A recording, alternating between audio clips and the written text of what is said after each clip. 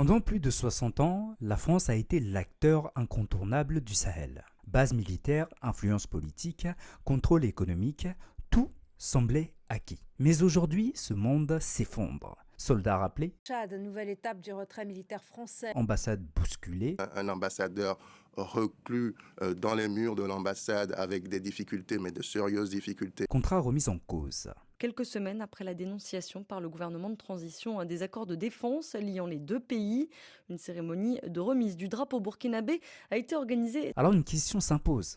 Qu'a réellement perdu la France au Sahel? Et surtout, que signifie cette chute impériale pour l'avenir de la région? Tout commence dans les années 1960, après les indépendances. Officiellement, les pays africains prennent leur destin en main. En réalité, beaucoup restent liés à Paris. Le franc CFA a remis au trésor français des accords de défense signés discrètement, garantissant à la France des bases militaires stratégiques. Dès les premières crises, Paris intervient. En 2011, par exemple, la France joue un rôle central dans la crise ivoirienne. L'appui militaire de Paris contribue au renversement de Laurent Gbagbo et à l'arrivée d'Alassane Dramane Ouattara au pouvoir. Encore retrouvés sans vie, c'est devenu le quotidien des habitants de certains quartiers d'Abidjan, au sud de la Côte d'Ivoire. Le 3 mars, 7 manifestantes pro-Ouattara ont trouvé la mort et le 8 mars, 3 hommes et une femme ont été tués, a priori par des balles perdues. Dans le camp Gbagbo, on se dit victime de rebelles ou de terroristes, mais rien ne semble affaiblir la détermination de ses opposants. Un épisode qui illustre cette capacité française à influencer directement la politique intérieure de ses alliés. Plus récemment, en 2023, c'est au Niger que la question se pose. Après le coup d'État mené par le général Abdourahmane Tiani, Paris refuse de reconnaître les nouvelles autorités et tente de maintenir Mohamed Bazoum au pouvoir. Mais face à la détermination du gouvernement militaire nigérian, la France doit finalement retirer ses troupes et son ambassadeur. On va regarder, parce que les putschistes nous ont proposé un Premier ministre. Voilà, on va s'engager, c'est ça la bonne politique. Il ne faut pas être jusqu'au boutiste, on n'est pas chez nous. C'est ça ce que veulent faire les autres capitales. On a un homme intègre, démocratiquement élu, courageux parce que pour la première fois dans un tel cadre, il ne démissionne pas au péril de sa vie et de celle de sa famille. Et on nous explique que la bonne politique aujourd'hui, ce serait de le lâcher. Non, on doit être clair, cohérent. Donc je pense que notre politique est la bonne. Elle repose sur le courage du président Bazoum, sur l'engagement de nos diplomates, de notre ambassadeur sur le terrain, qui reste, malgré les pressions, malgré tout et malgré toutes les déclarations d'autorité illégitimes, grâce à l'engagement de nos forces de sécurité intérieure et de nos militaires. Et donc notre politique est simple. On ne reconnaît pas les putschistes. On soutient un président qui n'a pas démissionné, aux côtés duquel nous restons engagés. Et nous soutenons l'action diplomatique, et quand elle le décidera, militaire, de la CEDEAO, dans une approche de partenariat, qui est celle que j'ai présentée en février dernier. D'abord donc cette question, se dirige-t-on vers une guerre au Niger? L'ultimatum de plusieurs États d'Afrique de l'Ouest se termine aujourd'hui. Ils ont menacé d'intervenir dans le pays si les militaires putschistes ne rendaient pas le pouvoir. Il y a maintenant près de 10 jours que le président a été renversé.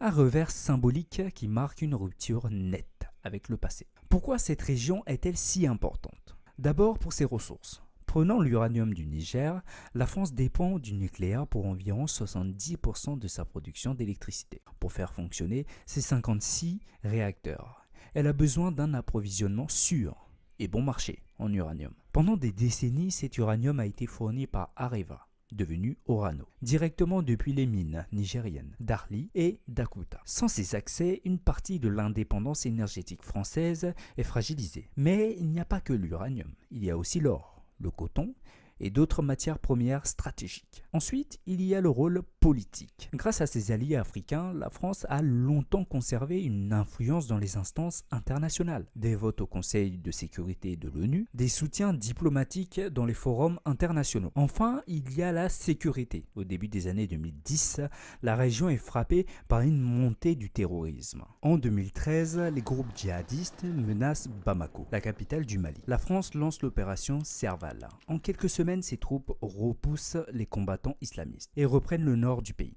Le Mali fait face à une agression d'éléments terroristes venant du nord, dont le monde entier sait désormais la brutalité et le fanatisme. J'ai donc, au nom de la France, répondu à la demande d'aide du président du Mali appuyés par les pays africains de l'Ouest. Les forces armées françaises ont apporté cet après-midi leur soutien aux unités maliennes pour lutter contre ces éléments terroristes. Je sais l'effort qu'il reste à faire, à la fois retrouver l'intégrité territoriale de tout le Mali. Aucune ville, aucun village ne doit être occupé par des terroristes et échapper à la souveraineté du Mali.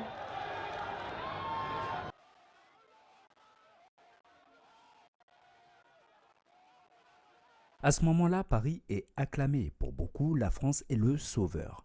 Mais cette victoire rapide ne résout rien. Très vite, l'insécurité s'étend. Les attaques terroristes se multiplient. En 2014, Serval est remplacé par Barkhane. Une opération beaucoup plus vaste, couvrant 5 pays, Mali, Niger, Burkina Faso, Mauritanie et Tchad. Des milliers de soldats français déployés, des milliards dépensés. Réduire toute liberté d'action aux groupes armés terroristes. Protéger la population contre leurs menaces. Pour répondre à ces objectifs, la force Barkhane conduit des opérations de manière permanente sur la bande sahélo-saharienne. C'est le cas par exemple de la mission de contrôle de zone menée dans la région de Gao au Mali. Au départ, Barkhane se présente comme une mission de stabilisation. Mais au fil des années, l'image se dégrade. Pourquoi? Parce que malgré la présence militaire, les attaques continuent. Comme vous l'avez dit, il y a eu un soldat de l'opération Barkhane qui a été tué sur le coup et 3 autres étaient blessés assez gravement. Ils ont été transportés à Gao, dans la principale ville du nord du Mali, où il y a une base, la plus importante base française dans le nord du Mali. Et dans la nuit du mardi à ce mercredi, malheureusement, ils sont décédés de leurs blessures malgré les soins intensifs qui leur ont été prodigués. Parce que des bavures touchent des civils, comme le bombardement de Bounti au Mali en 2021, qui alimente les critiques. La frappe militaire française, des experts de l'ONU ont enquêté. Ils ont ratissé la zone d'impact, interrogé les villageois, 2 mois d'investigation au Mali et un rapport qui accuse la France. Le groupe touché par la frappe était très majoritairement composé de civils, qui sont des personnes protégées contre les attaques au regard du droit international humanitaire. Que s'est-il passé le 3 janvier dans cette zone aride du centre Mali?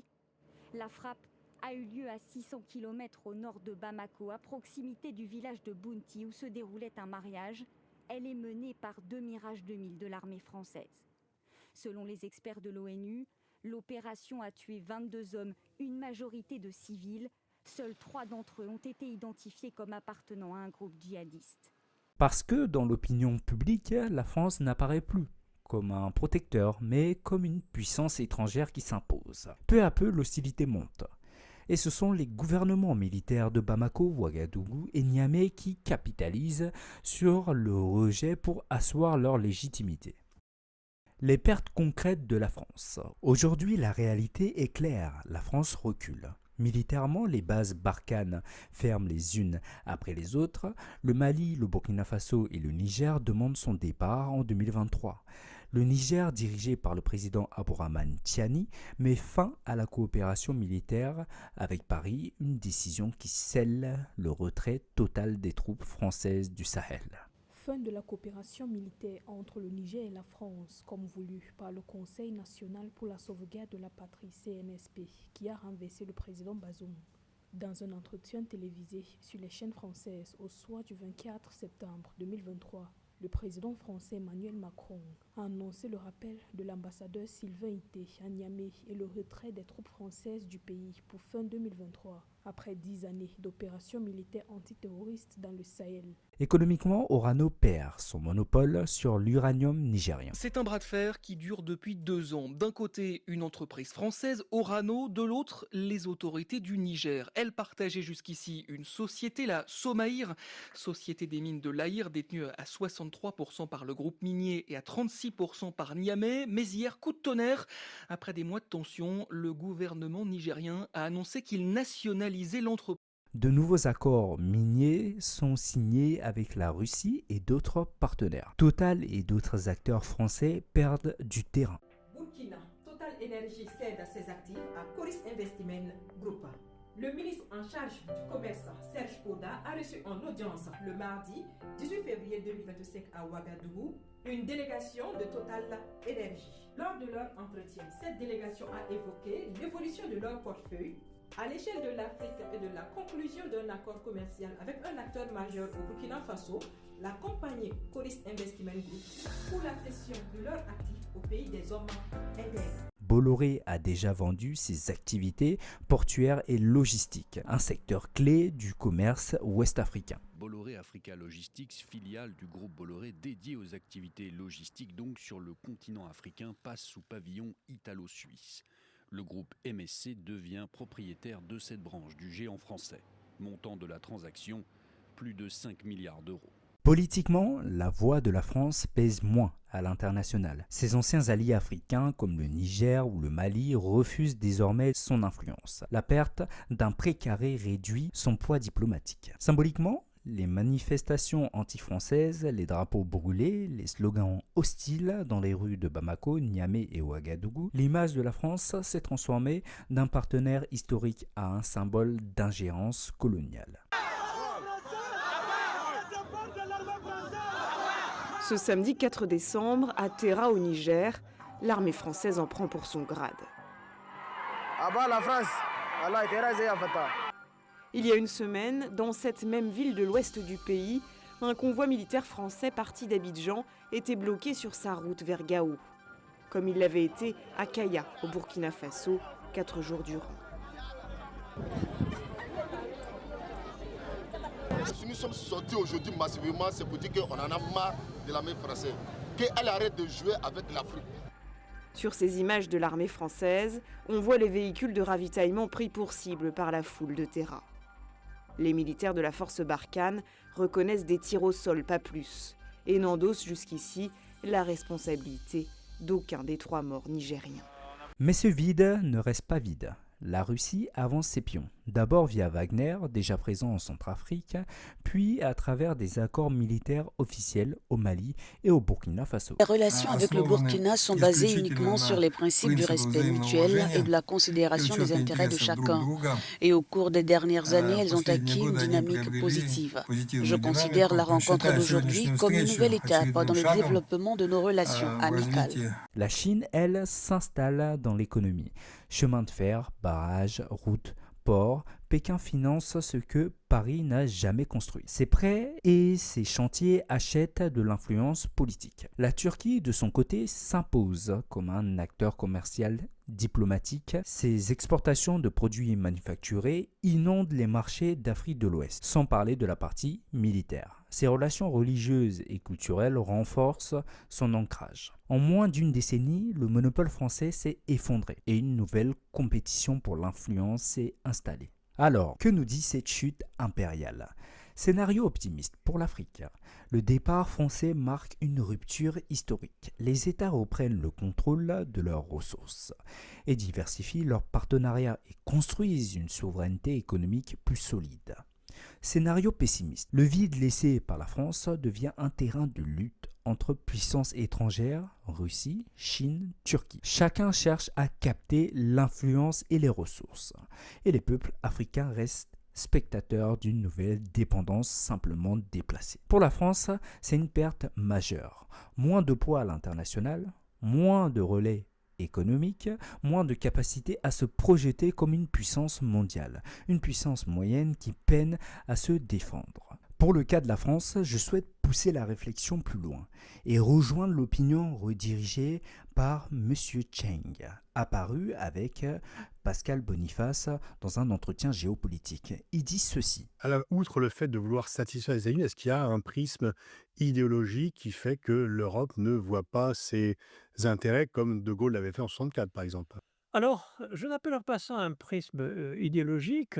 C'est un prisme, je ne sais pas si idéologique est le bon terme, mais je remarque en effet que les Européens sont à la recherche de la vérité.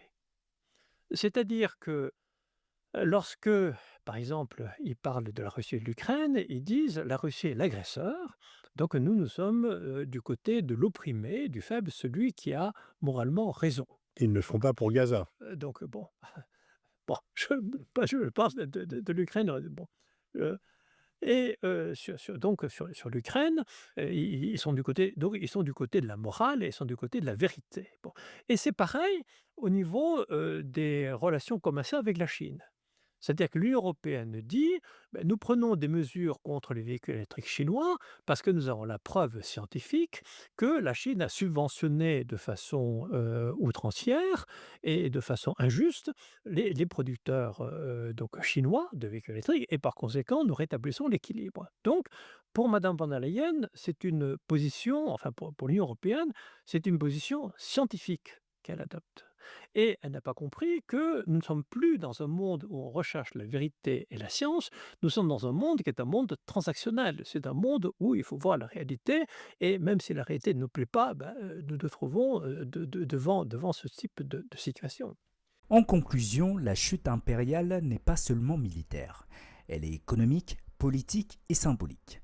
La France a perdu une partie de ce qui faisait son statut en Afrique. Mais la vraie question est ailleurs. Ce vide profitera-t-il enfin au peuple africain ou ne sera-t-il qu'un nouveau chapitre d'une longue histoire de dépendance? À vous de juger dans l'espace commentaire.